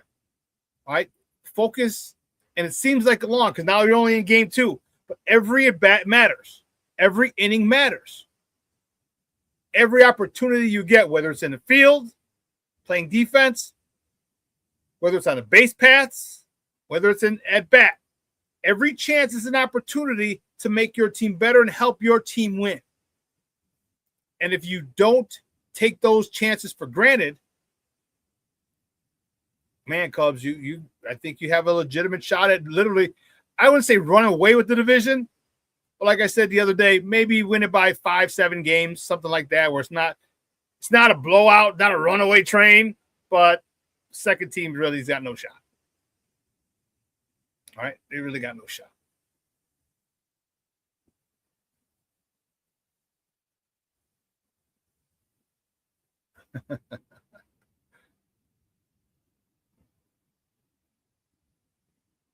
King Book World, Black Diamond says, man, I wouldn't wish this on. He said, I don't want this shit. He's talking about Black Diamond sciatica. He's like, Black Diamond, man, I wouldn't wish this on you, on your enemy, fam. Oh, I would. I'd wish it on my enemies. I'd wish it on my enemies, damn it. So here's one of the stretches. Stand on your by the side of your bed. It's your left leg, you said, right? Put your left leg on the bed, bend your knee. Okay? Bend your knee and just lean. And you're going to get all the IT, your iliotibial band, your IT band, your hip flexor, and kind of lean into that. You'll feel it. Lean into that stretch, into that hip. You know, if you had to carry a big thing of groceries or a big laundry basket from the basement upstairs, you put it on your hip because you got to kick that hip out.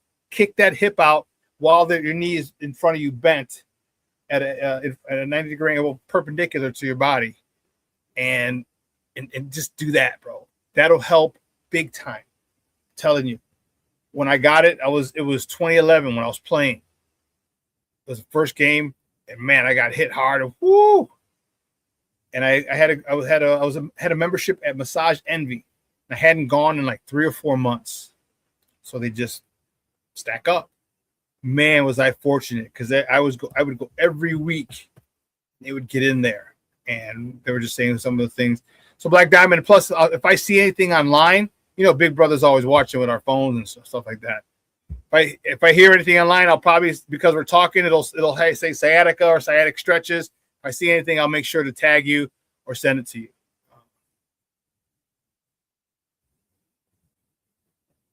Yeah, you know, I do labor, so I have to be paying for you. Oh, I hear you, bro. I hear you. Yeah. But baseball season just started. I'm excited. I know you're excited. You know, despite the unfortunate beginning for both sides, I think it's going to be a fun time. I think it's going to be a fun summer. And I am looking forward to it. Guys, let's not forget, make sure, listen, this is off the chain, man. The double nickel, all linen celebration for the SuperBack, Shawn Sierra, Saturday, July 25th, 2026, 4:30 to 7:30 is the cruise on Lake Michigan. Boarding starts at 4. It's at the Summer of George boat, 900 South Wells, Chicago, Illinois, 60607. All right, there's a parking lot right there. Where you can park and walk to the boat, literally right next to River City, or Marina City. River City, it's called. Yeah, right next to River City. Park, and you just walk right there. You're right there. Tickets are $55. The first 20 tickets will be $45, and give you a little discount for the first 20 tickets. So there's a couple of tickets left. A lot of people are like, "Oh yeah, I'll get it later. I'm like, no, get them now. Just get them now, and so you don't have to worry about it." But some people are like, I might have this. I might have the kids travel. I might be doing this. So I get it. We life gets in the way sometimes, but man, make sure you get it. It's going to be off the chain. I'm telling you. I got confirmation today. A couple more people are going to go. They're getting their tickets. Still getting sponsors.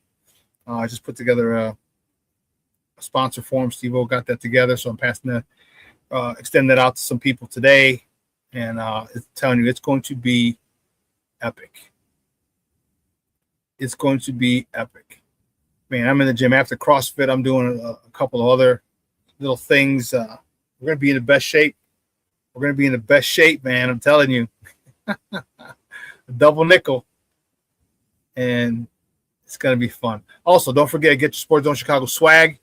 All right, get your FGB T-shirts. Get your Coaching Matters T-shirts. Get your Cigar Fanatic T-shirts. Get your hoodies. Get your Sports Zone Chicago hoodies.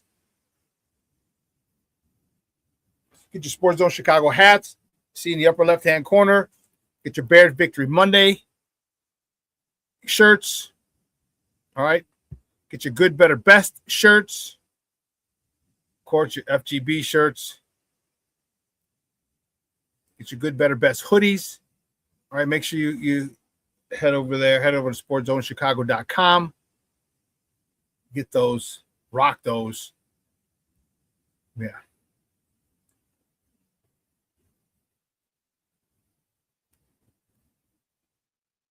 Money tight right now, because man, try and make it. Hey, you got a couple months, bro. You got a couple months. You got a couple months, Black Diamond. All right, try and make it, man. I'm telling you, you. Listen, when people, not very many people have partied with me, partied with me.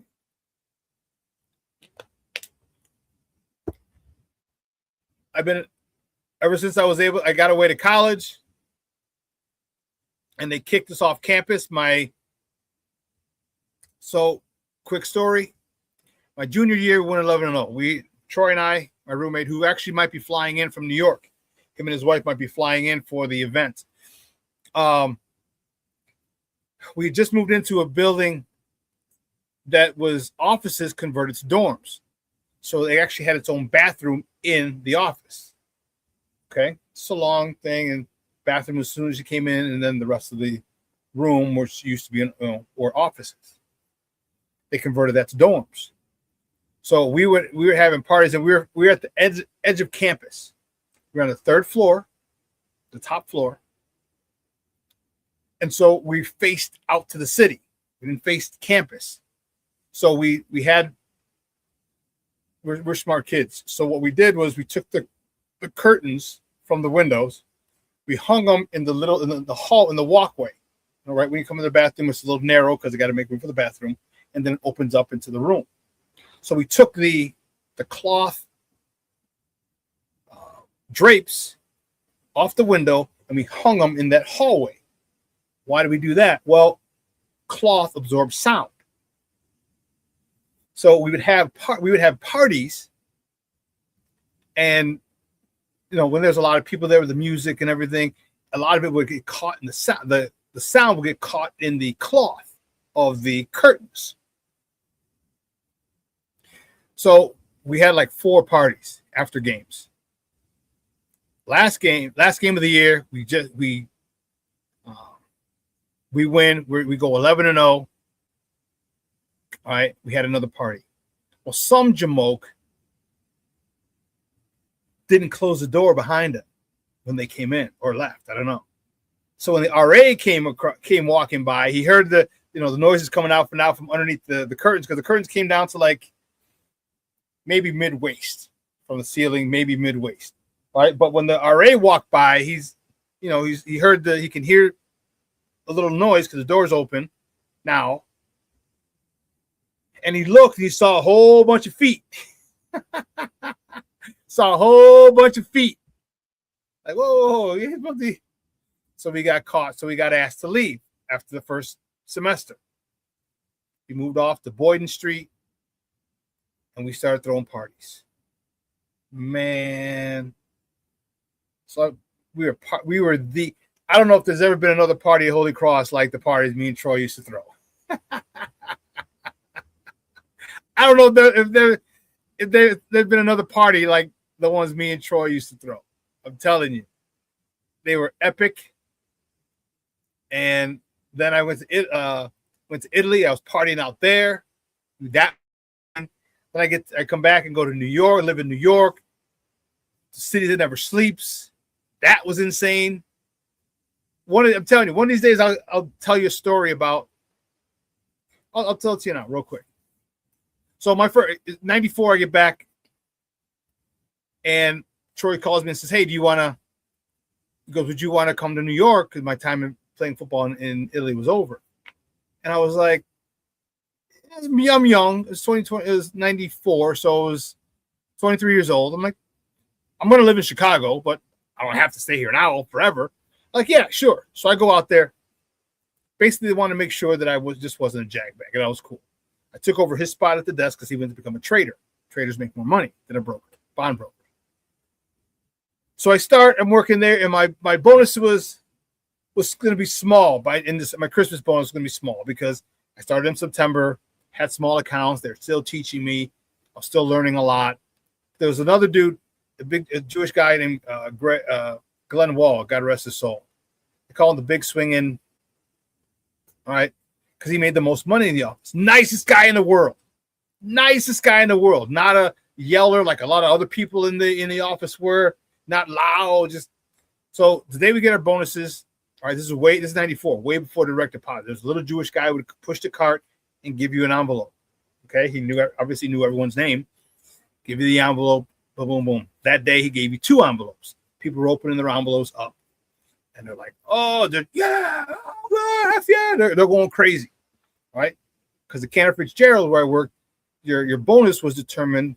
The company gave you a third of what you produced, of the revenue that you brought in for the company. So say you brought in $1 million, and your salary was $100,000, right? And you brought in $3 million. That's what you made for the company. So a third of it would be $1 million. Your salary is $100,000, so your bonus would be $900,000, which for most people would make you jump through jump through the skies. That's how they calculated the bonuses. So mine was $3,000. Again, I was learning. I had small accounts. They didn't do a lot of work, a lot of business at the shop, whatever. Glenn, on the other hand, the big swinging, they called him that. So he's like, "Sierra, you're partying with me." I'm like, "You're damn right." So we go down to the World Financial Center at 5:00. Yes, this is in the World Trade Center. I worked in one World Trade.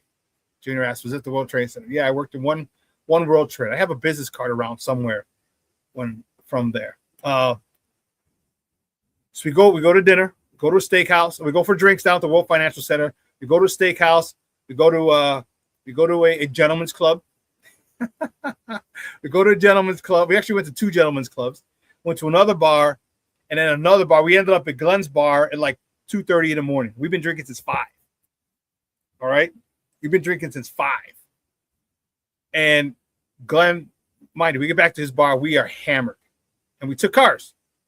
All right, the company had cars, and for you call car service. New York, you don't drive. You just don't drive in New York. It's car services, cabs, that whole thing.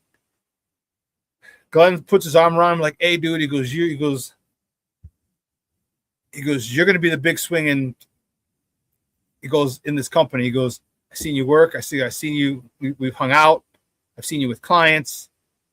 He says, "Everybody who's worked with you in the office, they have great things to say about you. And then your accounts, the people I covered, we covered like Morgan, I covered like Amici. Morgan Stanley was a bigger company, but some of the smaller companies, they did business at other desks in my office. And they're like, this word got around that I was really cool. I knew what I was doing. And even though I was just starting, he goes, you're going to have checks like this." Now, mind you, we are drunk, drunker than a mother hog, drunker than a skunk, both of us. He put his arm around me so he wouldn't fall over, and I was leaning in on him so I wouldn't fall over as we're drinking another beer. Pulls out his bonus check that we had just gotten. What's it, 2 o'clock in the morning, 7-8 hours earlier. Pulls out his bonus check. As the kids say now, "On everything I love, Joe, on everything I love." Pulls out his bonus check. Now, mind you, this is after Uncle Sam took his taxes You know Uncle Sam gets this shit first. His bonus check was $10 million. His bonus check. You talk about sobering up. I was like, what in the blue hell is this? $10 million. Which means his bonus had to be about $20 million because at that level, Uncle Sam probably is going to take half. $10 million was his check, was his bonus check. That's not to mention his salary, what he makes, I don't even know what his salary was, but his bonus check was $20 million. So I say that to say, like, we used to party in New York.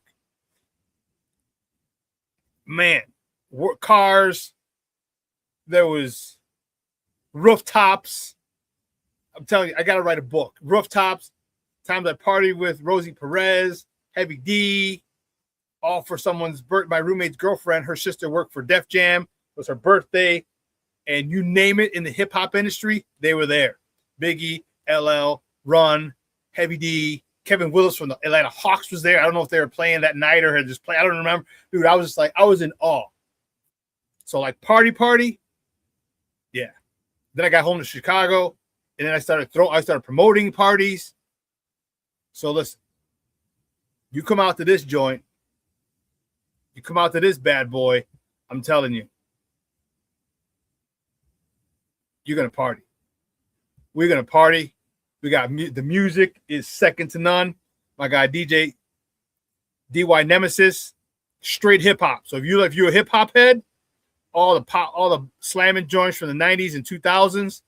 All right, DJ Cuco, he's Chicago house music, Latin, Spanish music, booty music, hip hop in there.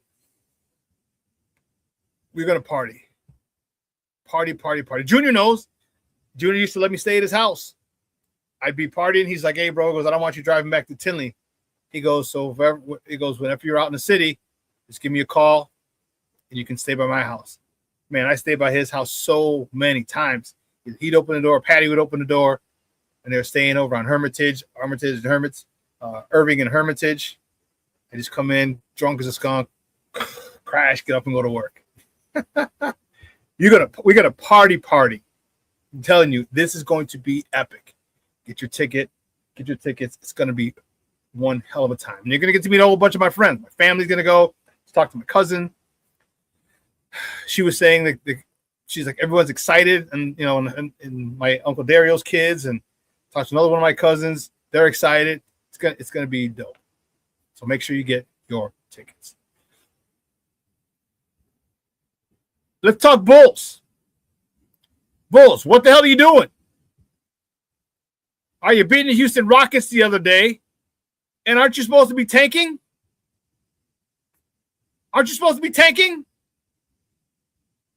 Okay, I could take losses like this. Thank goodness. Sixers put an ass whooping to you. Good, you needed it. And I know the players don't want to lose, so the front office has to sign a whole bunch of expiring contracts, which means a lot of the Bulls you see now, this season, you're not going to see in the Bulls uniform next season. But Billy's good with youngsters. Billy's good with kids. Look at him at Florida. Look at him with some of the younger Bulls teams we had. And yes, I did hear, I think someone asked me about it on Wednesday. Billy actually came out and said he has interest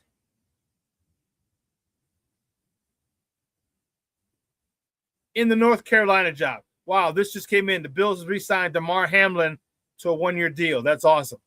If you don't know who DeMar Hamlin was the guy who passed away, Buffalo Bills, a safety who passed away on the field. They revived him. I think he passed away once or twice. They revived him. All right, he comes back and is able to play again. So, yeah, great news. Dude, that's dope. That's dope. That's dope. Whew. I'm telling you, that's dope. I'm happy as a pig in slop for that one. But the Bulls are are a team that needs to lose. You're trying to get as high a draft pick as possible. You can't keep winning.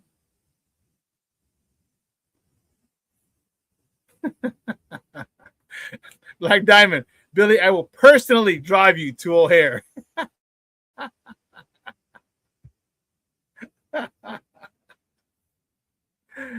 Oh man, that's classic. So I don't know. You have two pillars to build around. You have Josh Giddey, who's 23. You have Matas Buzelis, who's 21, maybe 22 at this point. 21. There you go. Those are your two pillars.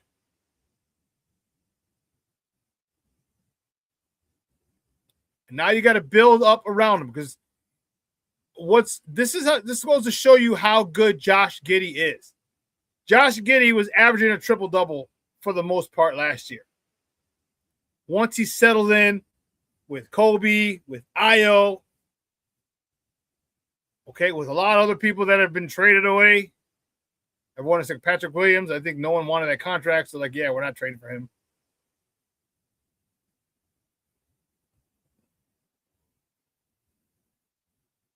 He gets settled in and he's Mr. Triple-Double. Then they trade everybody. They released him at the trade deadline this year. So what does Josh Giddey do? Hold my beer. Let me get used to the new guys.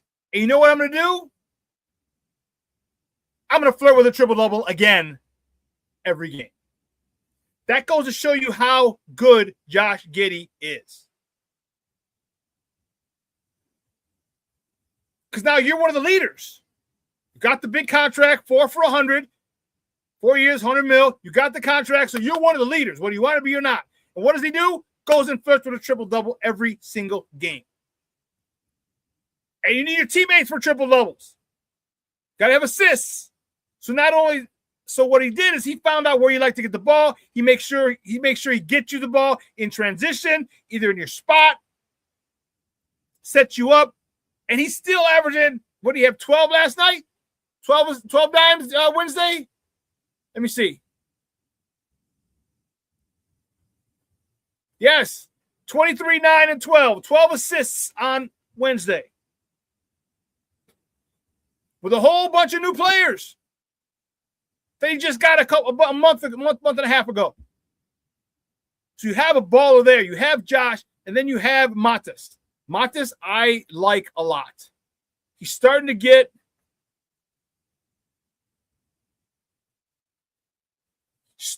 that aura, that this is my team mentality, which I love. All right? Starting to get that little attitude. This is my team. I want to continue to see the dunks. I want to continue to see the block shots. I want to continue to see his aggressiveness to the basket, going to the rim. I want to see it.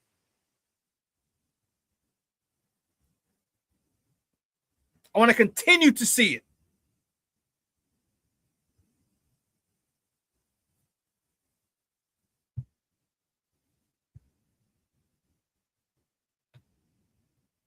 Just got to get pieces around him. Got to get pieces around these two. Okay, and it's going to bode well for this franchise. Going to bode well for this franchise, and I'm excited about it. Because, man, when the Bulls are good, man, the United Center is the place to be. The United Center is the place. When was the last time you were at a Bulls game? Me, it was about 3 years ago. Let me see. I'll tell you.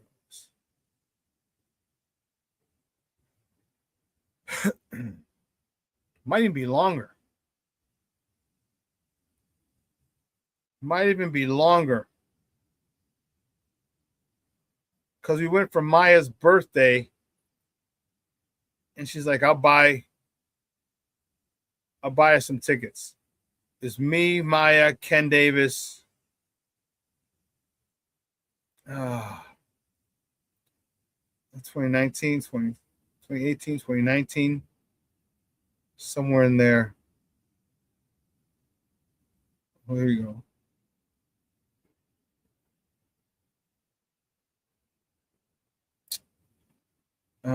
February, no. Goodness gracious, I can't remember when.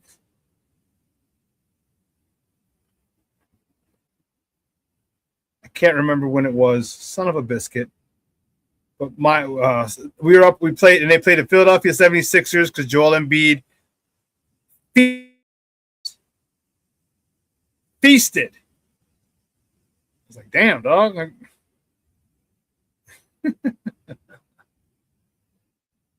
That was not nice what he did to us that game. That was not nice. I'm trying to find a picture. Yeah, I can't find it so quickly. But that was the last time. So maybe 2019, 2020 was the last time I was at a Bulls game. And I want to go. I just think I love Bulls games. I remember working them as a kid. I remember, and I loved it. I loved it. Obviously meeting Michael and Scotty and Horace and those guys. Wow. Those were the days. So I want to get back to going to some Bulls games, and if I can get credentialed, that'd be even better. So we're going to work on trying to get credentialed for next season. We'll work on getting credentialed next season because that would be dope. That would be really, really, really, really dope if I can get credentialed. If I can be credentialed. And just have access, have access to the locker room, the media room, post-game media room, that whole thing. Yeah, I can't find a picture. Son of a biscuit. I was trying to find it. I was looking in the month of Maya's birthday, and it wasn't 22. I can't. It couldn't have been 22. Actually, it was. Shut up. It was. It's 22. It was the last time I was at the Bulls game. 2022. Yep, February 6, 2022. Me, Maya, Ken Davis. Yep. 2020. So it's been 4 years. So probably 4.5 years now. But man, there's nothing like going to the Bulls game. Nothing. AC Adam checking in. What's up, Papa? How are you? Says, horns up, bear down. I love it. 5 for you. It's been 5 years for you? Okay. King Booker Will says, Billy gets the Greyhound treatment. He doesn't deserve a flight.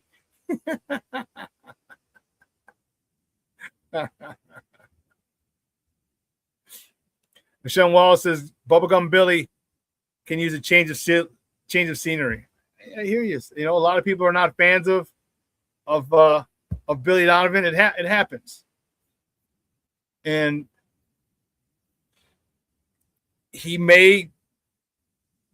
is he ready? He may be willing to go back into that college life, that recruiting, that transfer portal, that NIL money, the one and dones. And I don't just mean freshmen coming in and leaving. I mean sophomore coming in for 1 year, then going to another school. Coming in for 1 year, then going to another school. Again, I want to say it here. Again, I can help the NBA and their product. You stop the transfer portal. You get one in the NIL money. You get one transfer anywhere you want, unless your coach leaves. So if you transfer to a school and your coach gets fired or leaves, then you get to transfer again. But you only get one transfer where you can play immediately. And the NBA has to change their rule that you have to stay 3 years. And the biggest reason people were coming out before was, I got to help moms. I got to help moms.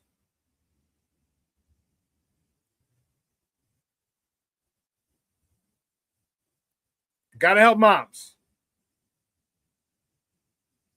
So now you get the NIL money. You ain't got to worry about that. You got to worry about helping out moms. Guess what? Because you're helping out moms.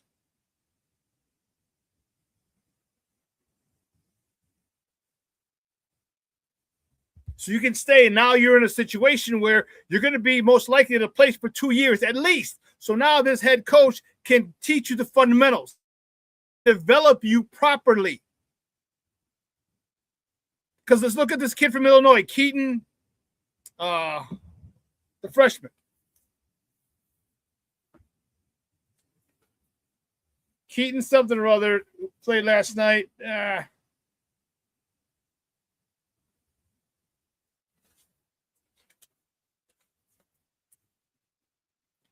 kid might be a one and done. But have you seen the kid? He looks like he's 12.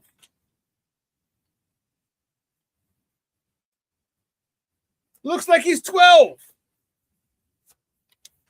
He's got no physique on him. Hasn't been in the weight room. And then you're going to draft him pretty high, and then you're going to develop. And then when he doesn't play well, you're like, oh, come on, man. What the hell? We spent the high pick on you. But the kid got developed. He's not developed. So you stay in college for 3 years. You come out. Wagler, thank you. Keaton Wagler. Thank you, Black Diamond. He comes out bigger, stronger. They're going to go on a run, so they're going to be in a tournament. So he comes out. He has pressure games where he has to make good decisions. So when he gets to the NBA, his decision-making is going to be much more sound because of the tournament experience he's going to have. That's how you fix the NBA. That's how you fix college basketball. Because this shit that they're doing now is terrible. Terrible, terrible, terrible. To use the words of Charles Barkley, that's terrible. Terrible. Hey, listen, 2 hours is coming on. I want to thank my guest, Scott Merkin from MLB.com, the beat writer for the Chicago White Sox for MLB.com. Big shout out to him. Thanks for coming on. I know he's in Milwaukee and north of the Cheddar Curtain covering the White Sox up there. All right, he had a lot of media stuff today, and he was able to squeeze me in, and I truly, truly appreciate it. And one of the most respected beat writers in all of pro baseball, professional baseball, makes time for you. Yeah, I definitely appreciate it. That's for sure. It's a big shout out to Scott Merkin. I want to say a big shout out to you guys, man. I hope you guys have a phenomenal day. I appreciate the love and the support you give me every single freaking day. Please believe me, it does not go unnoticed. It does not go unappreciated because, man, yeah. You can be listening to someone else doing something else, and you're listening to me, and I greatly appreciate it. All right, enjoy this weekend. The weekend's going to be kind of All right, we got a high of 42 today, high of 49 tomorrow. Woo! High of 62 on Sunday. Okay, it gets warm. Little Sunday brunch. I told you, it's time. Make memories, all right? Set a time, make plans with your peoples to hang out. All right, high 42, 49 Saturday, 62 Sunday, 70 Monday, 72 Tuesday. All right, so the weather's gonna be nice. Make some plans. All right, enjoy it. Get out there. Get the vitamin D. Telling you, get out there and just get a walk. Something. It's gonna be a beautiful, beautiful, beautiful time to spend with your peoples. All right, if you're going up to Wisconsin for the game, because I know a lot of people are. Shorty, when you coming in? When you coming in, Shorty? Because I'll tell you,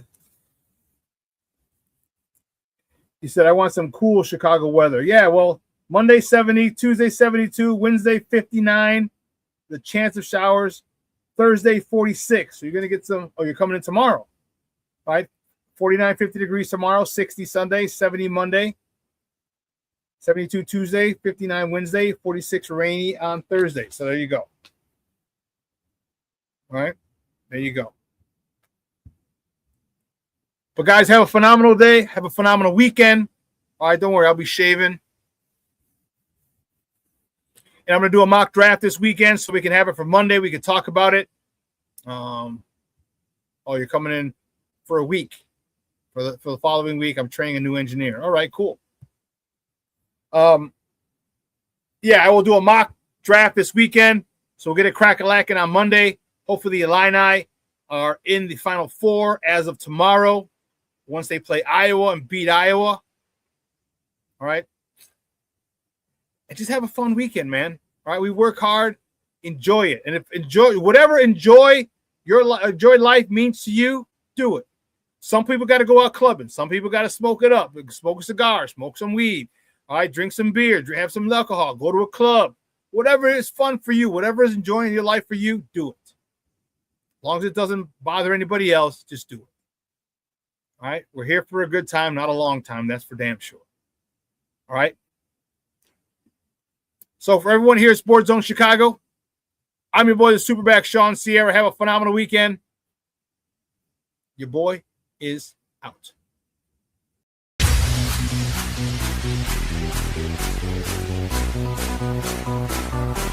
Come on, laced up,